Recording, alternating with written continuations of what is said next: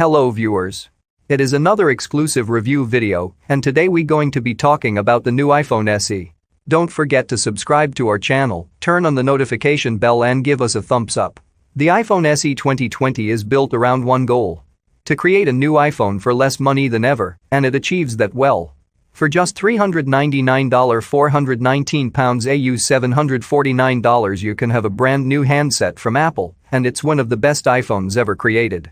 The design of the phone is going to be familiar to anyone that's used an iPhone recently, unless you've not held a handset from Apple since 2013, then you'll have seen this 4.7-inch frame before, complete with bezels top and bottom, and a home button with fingerprint scanner built in. It's now seen as the smaller iPhone form factor given the all-screen designs of the more recent models, and it's both more lightweight and pocketable than anything from the iPhone 11 range.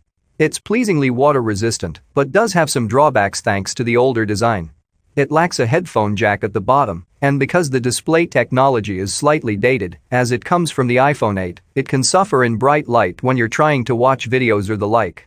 Apple might have stuck with the same design as the iPhone 8, but the innards are much improved, notably the new A13 Bionic chipset inside, which adds speed nearly everywhere and really does improve the performance over the older 4.7-inch models. It's not quite at the level of the iPhones launched last year, but it's not far off. That A13 chipset has improved the camera performance too, despite no discernible change to the specs of the sensor. Since the iPhone 8, there's just a single lens on the iPhone SE 2020. It takes decent bright photos that will please most people, although it doesn't quite offer the same color reproduction or clarity as the iPhone 11 Pro Max, for example. The portrait mode doesn't work as well as on phones that pack a second depth sensing sensor for precise bokeh effects, and as a result, you can be left with some odd-looking fringing around the edges of subjects. But overall the camera, and especially for the price, takes impressive pictures in most scenarios. Battery life is probably one of the biggest issues we found with the iPhone SE 2020. It's not going to easily last you a day, unless you're a particularly light and sedate user. Given the number of power-hungry apps available that will make the most of all that power provided by the A13 chipset, we would have liked to have seen at least an all-day battery in there, even for the lower price. However, don't let that detract from the fact that the iPhone SE 2020 follows on from its predecessor by bringing you a new iPhone, with not a lot of compromise, for less money than you might expect. While it doesn't hit many heights in terms of power or performance, it more than offsets that by being the cheapest iPhone Apple has ever launched, while still packing refined and useful hardware, making the new iPhone SE a splendid option for those either on a budget or just wanting to find an easy route into the Apple ecosystem. iPhone SE price and release date: the iPhone SE 2020 release date is Friday, April 24th, and pre-orders are currently open, having opened on April 17th. The iPhone SE price starts at $399 £419 AU $749 Rs 42,500, meaning it's the same price in the US as the original iPhone SE, bit higher in the UK. The base model comes with 64 GB of storage, with 128 GB and 256 GB models also available for a higher price, which you can see listed below.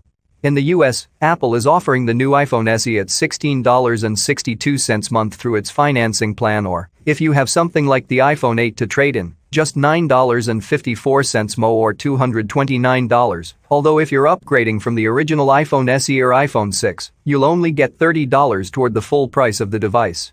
Design and display: the iPhone SE 2020 has exactly the same design and display as the iPhone 8 from 2017. Using this form factor and screen hardware allowed Apple to keep the cost of the device as low as it has, as it didn't need to invest in a whole new manufacturing process. It feels like the iPhone world has moved on in 3 years, though that the 4.7-inch screen with the chunky bezels above and below has been consigned to the past. In that time, the flagship iPhone range has moved to an all-screen design barring a notch at the top. You're presented with barely any bezels, while with more premium aluminum inside, things have got a little weightier in recent years. So returning to the iPhone 8 design means Apple is bringing back its more lightweight phone, and anyone upgrading from something like the first iPhone SE will feel less of a change than if they went for the behemothic but impressive iPhone 11 Pro Max, for example. We compared it to the older iPhone 8 Plus with the same test, and when compressing and exporting a movie down to a smaller size, the iPhone SE 2020 managed the task so much quicker.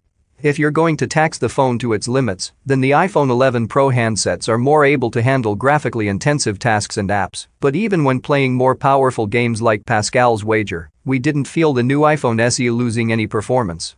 The average user will notice little difference unless intentionally trying to tax the SE 2020.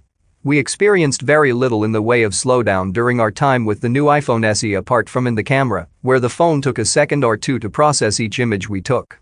That's not a huge problem in the grand scheme of things, but if you want to instantly check out a snap you've taken, it takes the shine off somewhat.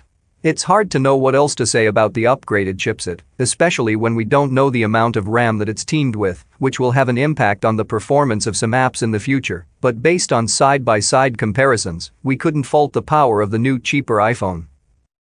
Camera. In our view, the make-or-break feature for the iPhone SE, and so the key focus of this review is the iPhone SE camera and how well it performs in day-to-day use. Given that there's old hardware on offer here, Apple has taken a gamble that it can improve photo quality using image processing, powered by the A13 Bionic chipset.